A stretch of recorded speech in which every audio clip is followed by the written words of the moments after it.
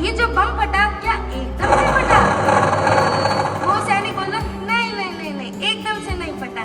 पहले बम हमारे बाजू में आए, हमें देखे थोड़ा शर्माए, फिर लुढ़कते लुढ़कते हमारे और करीब आए और बोले मैं बम हूँ, बुरा न माने तो फट लूं। और वो सैनिक बोला अब आ ही गए हो तो फट लो, और हम भी चुप करके फट गया। एक बार एक महिला चुनाव लड़ रही थी। चुनाव में लड़ रही महिला से रिपोर्टर ने पूछा आप चुनाव क्यों लड़ रही हैं? उस महिला ने बोला अरे भैया घर पर जब भी मैं अपने पति से लड़ती हूँ ना, घर पर मैं ही जीतती हूँ, क्या पता मैं इस बार भी जीत जाऊँ। धन्यवाद आपका।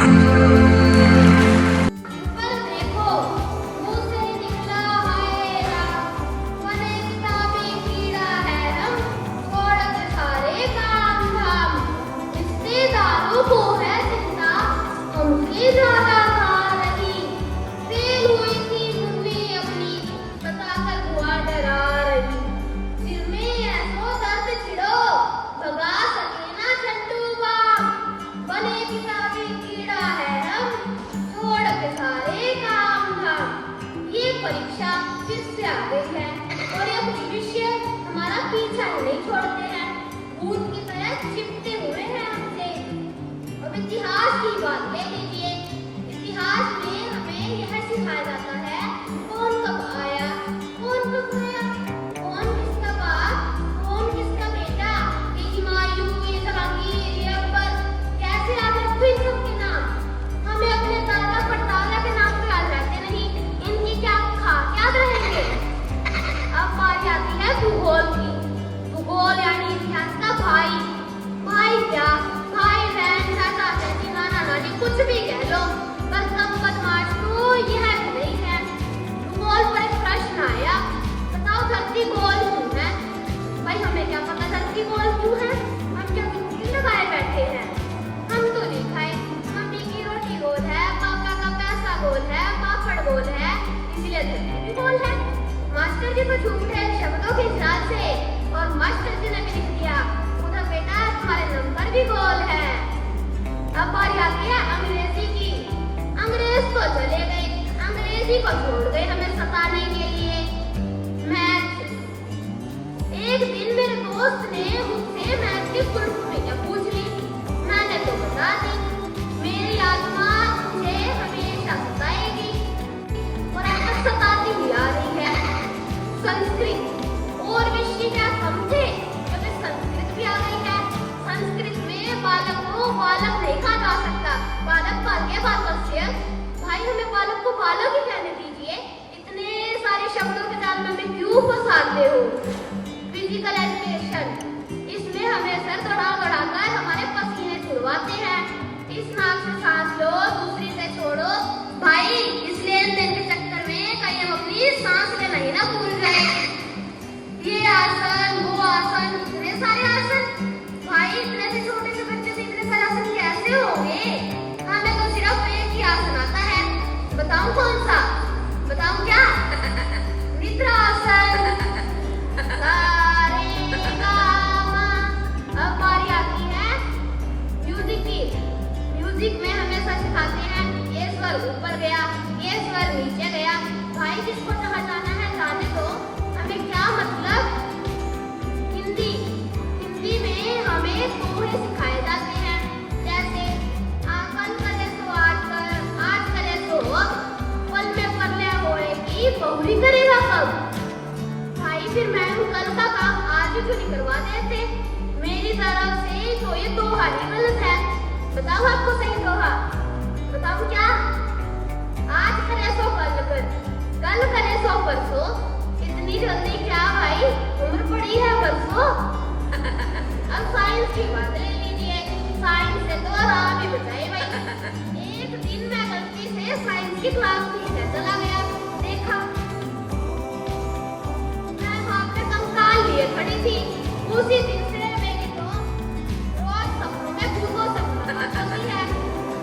हे भगवान, हे ईश्वर, इस बार मेरी नैया पार करवा दे, अगली बार मैं जरूर पढ़ूंगा। धन्यवाद।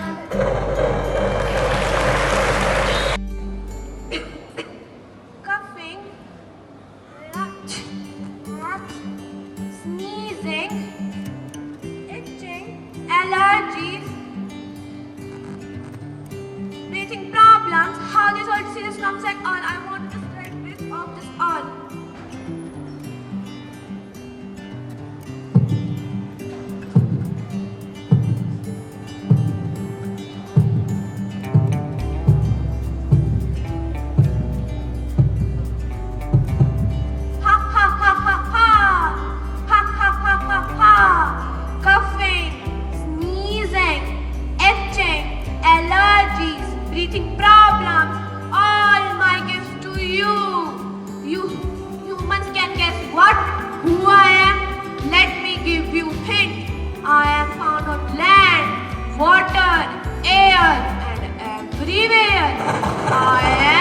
pollution. You human don't find it funny. First you are able to me. Now I am going to end this mad card. Ha ha ha ha ha. Stop pollution, stop. Stop. You think that you are the most powerful. No, you are wrong. Me, children and my friends, we all are the future generation and we have taken the pledge to make our Mother Earth green and clean. And you can think what? How we will? We will plant all free trees, abolishing the use of plastic, emitting the harmful gases. And Johnny, we are Japanese, which is so amazing. So stay away pollution and be aware about all the diseases. Thank you and have a nice day. आज मैं आप सभी के समक्ष चंद्रगुप्त सदन की ओर से एक अभिनय प्रस्तुत करने जा रही हूँ। आशा करती हूँ कि आपको वह पसंद आएगा। हे मधुसूदन, मैं युद्ध भूमि में अपने सगे संबंधियों के प्रति बाण कैसे चलाऊंगा? मैं उनसे युद्ध कैसे करूंगा? मैं यह युद्ध नहीं कर सकता केशव, नहीं कर सकता। हे पार्थ, तुम्हारे मन में यह विचार आया कैसे? युद्ध भूमि में आकर कायरों की भाषा बोलना तुम्हें शोभा नहीं देता पार्थ। इसलिए हे शत्रुहंता, हृदय की दुर्बलता को त्याग कर खड़े हो जाओ पार्थ, खड़े हो जाओ। खड़ा हो जाओ? कैसे खड़ा हो जाऊं? हम तो यह भी नहीं जानते कि कर्म किस ओर है। मैं अपने हृदय की दुर्बलता के कारण अपना कर्तव्य भूल चुका हूँ। कृपया करके मुझे अपना शरणागत मानकर मेरे लिए व समस्त जनों के लिए जो कल्याणकारी हो वह विश्वास पूर्वक बताएं। मेरा मार्गदर्शन करें प्रभु।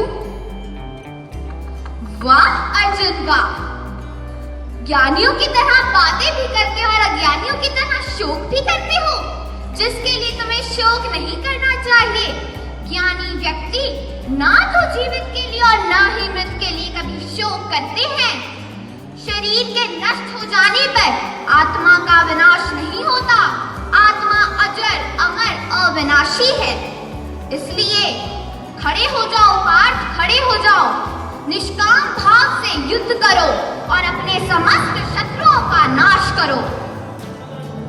निष्काम कर क्या होता है प्रभु? यह कैसे किया जाता है? मैं मजदूर हूँ। एक चैनल वाले भैया हमसे बोले कि हमारे चैनल में कुछ बोलो, तो हमने कहा हम क्या बोले भाई, हम तो एक मजदूर हैं, हमें कहाँ बोलना आता है। तो उन्होंने कहा कुछ जो ही बातें बोलो, एक जो तुम्हें ज़िंदगी में अच्छी लगे बुरी, हम मान लें। वैसे तो हम एक मजदूर हैं, हमें कहाँ ही बोलना आता है, लेकिन दो बातें हम आपको बता देते हैं। पहली जो हमें ज़िंदगी में अच्छी लगी, जब हमारी शादी हुई थी, हम दूल्हा बने थे, बहुत खुश थे उस दिन, पैसे ज़्यादा नहीं थे, साइकिल पर ही बुला देंगे। और दूसरी बात जो हमें बुरी लगी, 2-3 साल पहले एक मॉल बन रहा था, हम उसमें काम करते थे, हम उसमें मजदूरी करते थे, ईंटें उठाते थे। जो जब वो बन गया तो हमें बहुत खुशी हुई, हमें लगा कि वो हमने ही बनाया है, हमारा भी उसमें हिस्सा है, हम भी उसके उद्घाटन में जाएंगे। हमने अपनी पत्नी से भी कहा, हम तैयार हुए, हमारी पत्नी तैयार हुई, लाल साड़ी पहनी से उसने उस दिन, बहुत सुंदर लग रही थी। और जब हम वहाँ पर पहुँचे तो हमें अंदर ही नहीं जाने दिया। वो जो सा बड़ा सा गेट होता है ना, जहाँ पर चेकिंग होती है, वहाँ से हमें अंदर ही नहीं जाने दिया। हमने कहा हमें भी अंदर जाना है। उन्होंने कहा तुम ऐसे अंदर नहीं जा सकते। हमने कहा क्यों? उन्होंने कहा तुम ऐसे अंदर नहीं जा सकते, तुमने तो चप्पल भी नहीं पहना। हमने कहा चप्पल? वो तो हमने बचपन से ही नहीं पहनी। उन्होंने कहा तुम ऐसे अंदर नहीं जा सकते। हमने कहा हमारा भी इस मॉल में हिस्सा है, हम इसमें मजदूरी करते थे। ये बात सुनकर वो हंस पड़ी, आस पास वाले लोग हम पर हंस पड़े। उन्होंने हमें धक्का दिया, हम गिर गए। तो हमने उठ के कहा ठीक है भाई, हम चले जाते हैं। मैं आप सबसे पूछता हूँ भाइयों, क्या मजदूरों की कोई भावनाएं नहीं होती? क्या हमारी कोई जिंदगी नहीं होती?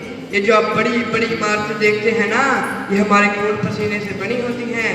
हमारी भी भावनाओं को समझे और उनकी कदर करें। धन्यवाद। बात नहीं सकता, तुम मुझे दासी नहीं बना सकते, क्योंकि मुझे ये स्वीकार नहीं, मैं मानती नहीं। महाराज, हस्तिनापुर के इस राज्य में किस प्रकार का व्यवहार हो रहा है? मैं कुरुवंश की कुलवधू हूँ, कुरुराज की प्रतिष्ठा हूँ। हस्तिनापुर के इस राज्य में लक्ष्मी बनकर मैंने इस राज्य में प्रवेश किया था महाराज, और आज मुझे पशु के पानी लाया जा रहा है। क्यों महाराज, क्यों? महाराज, आपके ही पुत्र मर्यादा भंग कर रहे हैं, आप इन्हें रोकते क्यों नहीं महाराज, क्यों?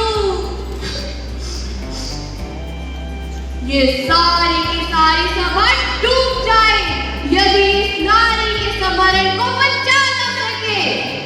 दुर्योधन, अब मैं तुम्हारी मृत्यु हूँ, तुम्हारा काल हूँ, तुम्हें तुम्हारे पापों की सजा अवश्य मिलेगी, तुम्हारे पापों का घड़ा जरूर फूटेगा, यह मेरा श्राप है तुम्हें। धन्यवाद, आपका दिन शुभ हो।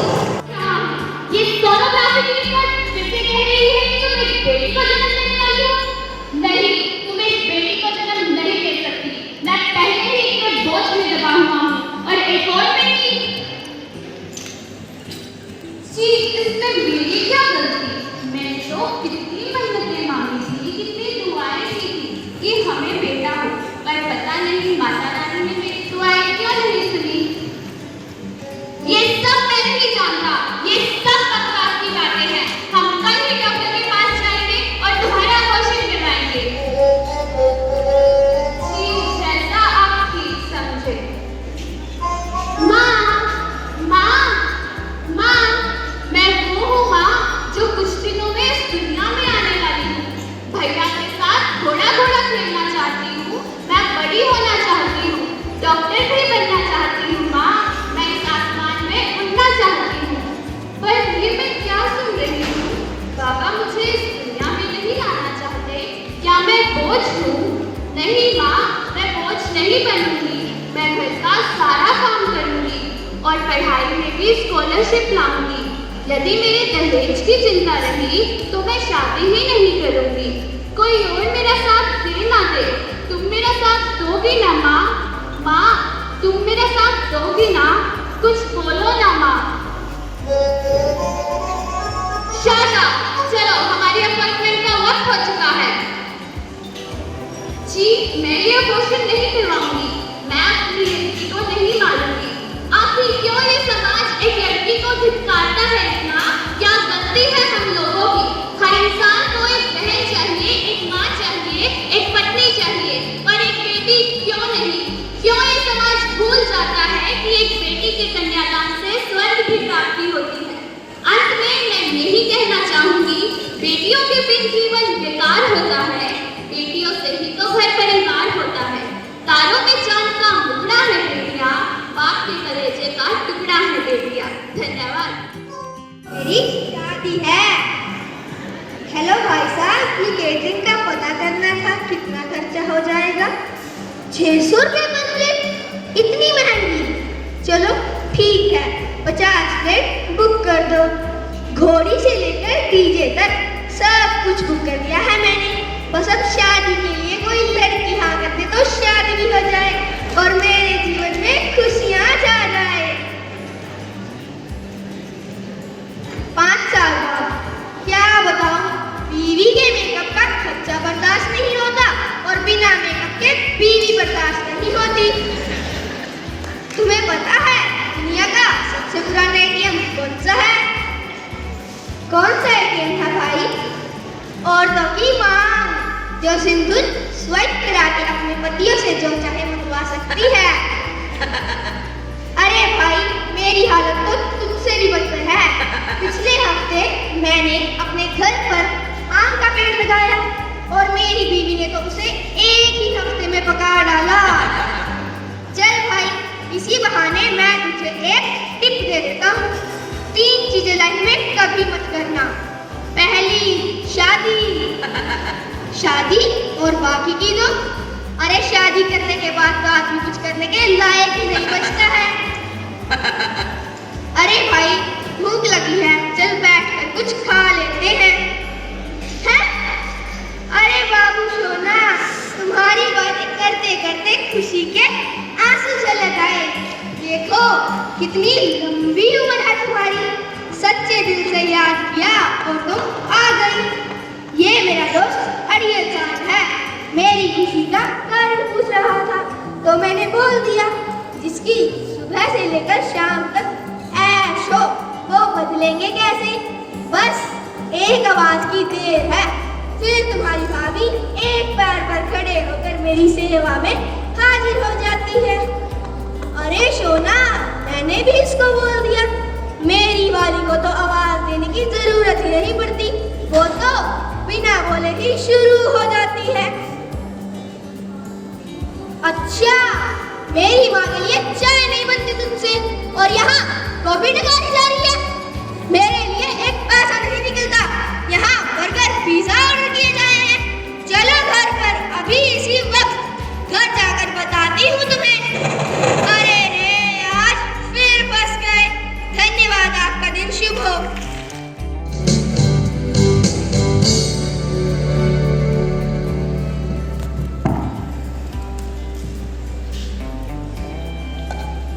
खाना तो बन गया पर भगत नहीं आया। प्रकाश, ओ प्रकाश, भगत को देखी जरा, पता नहीं कहाँ रह गया। बचपन तो ही बड़ा शरारती है, पर है मेरा हीरा, उसके बिना तो मैं जीने का सोच भी नहीं सकती।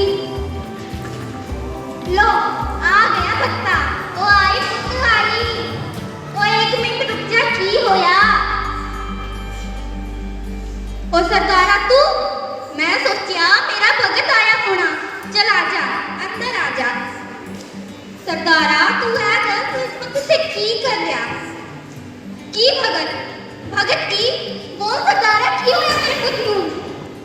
क्या पागल हो गया क्या? तुझे मजाक करने को मैं ही मिली थी। मेरा भगत मुझे छोड़कर नहीं जा सकता, वो मेरी जान है, पाला था उसको मैंने अपनी गोद में, वो मुझे छोड़कर नहीं जा सकता। आजा पुत, वापिस आजा।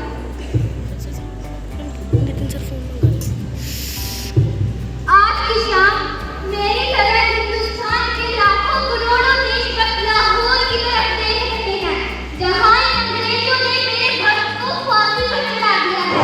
परंतु वो अंग्रेजी सौदागरों, याद रखो, आज तुझे मेरे भगत को फांसी पर चढ़ाया है, पर कल मेरे भक्त जैसे लाखों करोड़ और देशभक्त पैदा होंगे जो तुम्हारा नामो निशान मिटा देंगे। सूरा तुम पहचान के जो लड़े भील के हेठ, पुरजा पुरजा कट मरे, कबहू ना छाड़े थे, कबहू ना छाड़े थे। इनकलाब जिंदाबाद, इनकलाब जिंदाबाद। ये रिश्ता प्यारा देख रहे हैं गिरधर, राणा कहते हैं कि अब ये तय करेगा कि आपके प्रति मेरा प्रेम कितना सच्चा है। मेरे निस्वार्थ प्रेम के सामने इस विष के प्याले की क्या मिसाल। राणा को लगता है कि ये विष का प्याला आपके प्रति मेरे प्रेम को डगमगा देगा, लेकिन ये कैसे मुमकिन है गिरधर, जब मैंने बचपन से लेकर आज तक हर दिन हर क्षण सिर्फ आप ही से प्रेम किया है। और आज जब मेरे प्रेम की परीक्षा की घड़ी आई है, तो मैं ऐसे एक क्या लाखों विष के प्याले खुशी खुशी गले से लगा लूंगी।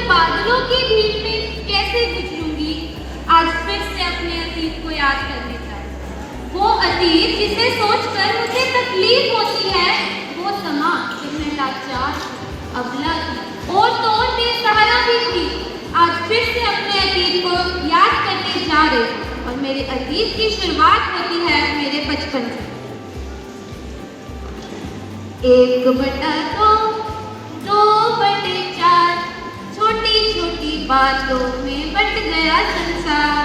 ओ नहीं बटा है, नहीं बटेगा, ओ मम्मी डैडी का प्यार।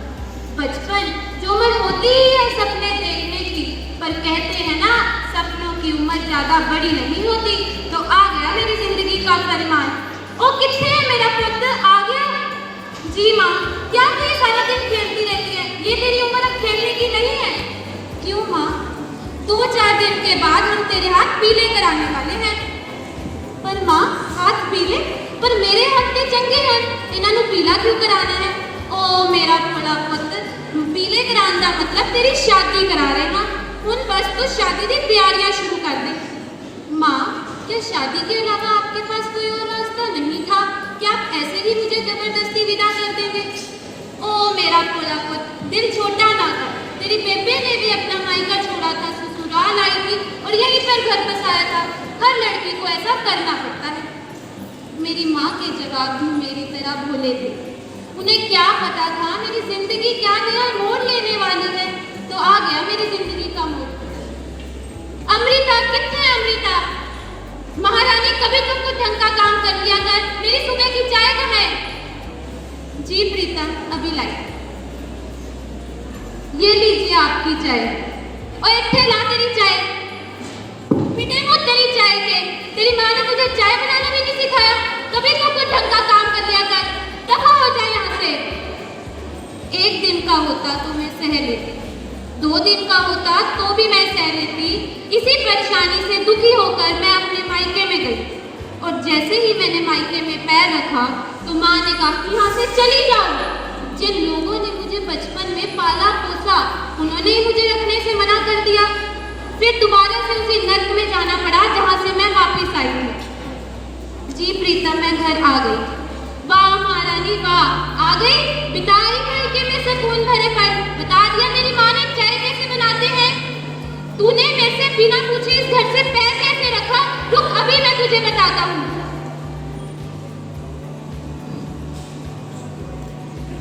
बस अब और नहीं सहन कर सकती मैं। मुझे प्रीतम से अलग होना है। पर जाऊंगी तो कहाँ? कौन देगा मेरा साथ? मेरा परिवार देगा मेरा साथ। मेरे दोस्त देंगे मेरा साथ। और क्या ये समाज देगी मेरा साथ? जी नहीं, मेरा साथ देगी ये कलम। ये कलम बनेगी मेरी जीवन की तलवार और लाएगी मेरी जीवन में बहार। ये शिक्षा ही मेरी सच्ची जीवन साथी है। और अब कितना याद करूं अपने अतीत को। वैसे तो इस अतीत को याद करने से मुझे तकलीफ होती है, पर सोचती हूँ आज इस अतीत की वजह से ही मैं यहाँ पर हूँ। मैं तेनू फिर मिलांगी मेरी अतीत किते ते किवें, इस गल दा ते पता नहीं। शायद तेरी मत्थे दी तकदीर बन के तेनू तकदी रवांगी। तेनू फिर मिलांगी मेरी अतीत, तेरी Amrita. Back from school. Oh, cake. Let me eat this. No, we should keep our things at proper place and wash our hands. We should keep our things at proper place and wash our hands. Eating. Second, Rita, go outside and play with your friends. No, Mommy. I want to play games on mobile phone and watch TV. No, we should not watch too much mobile phone and TV. She heard.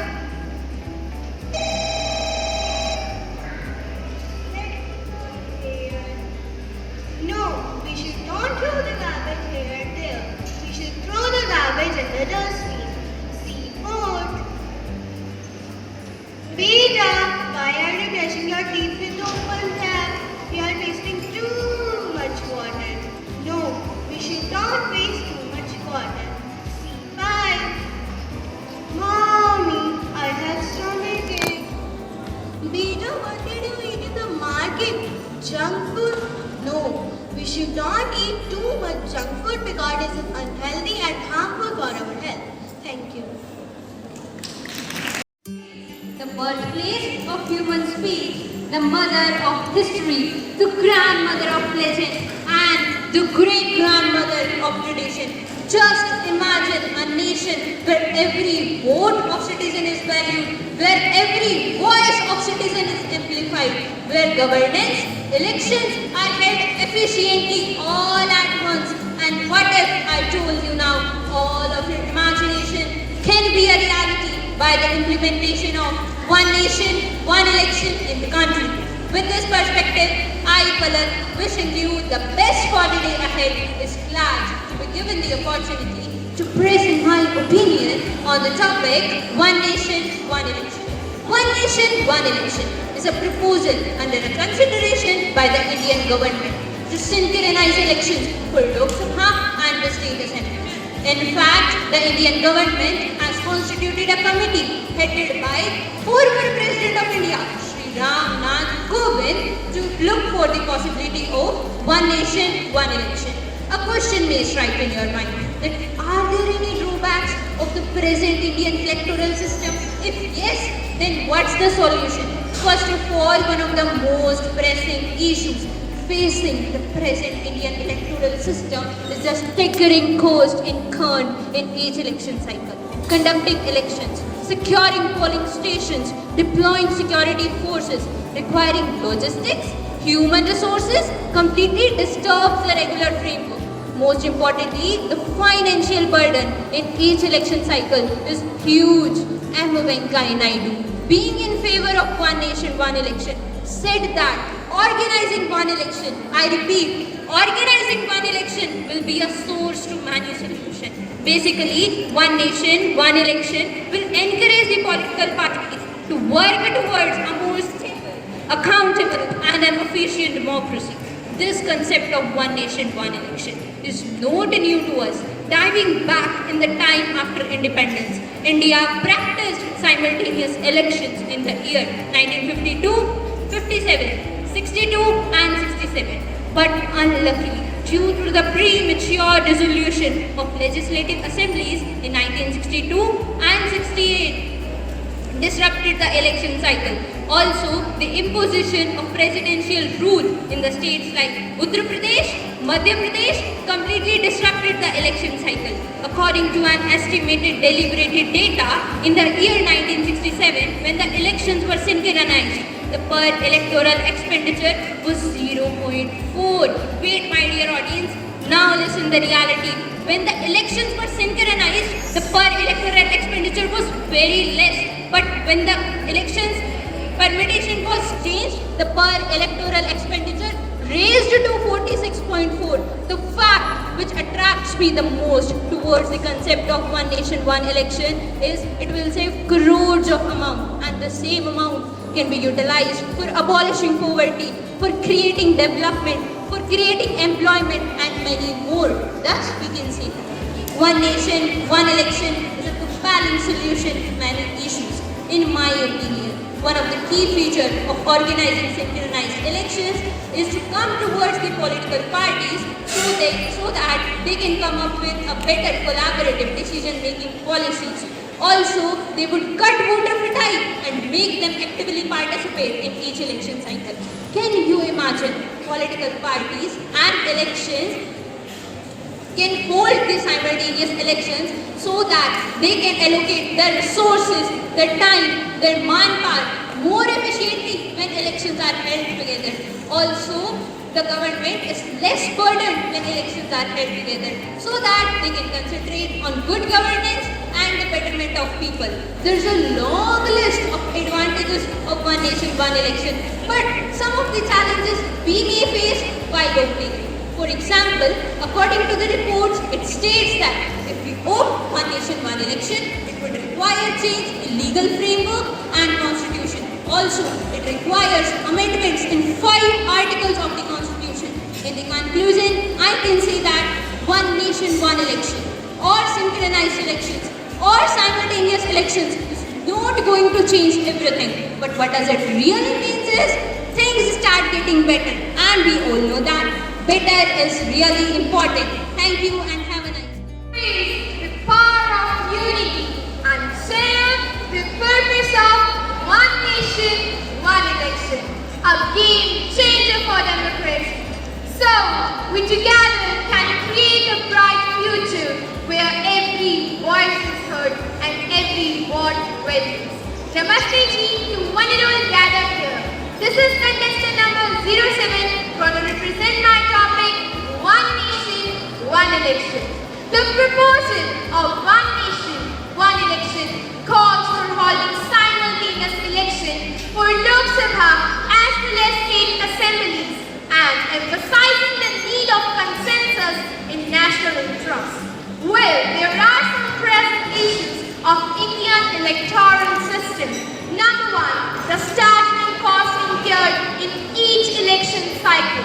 The report says that in 2019, Lok Sabha election cost around 60,000 crores. Number two, the toll it takes on human resource.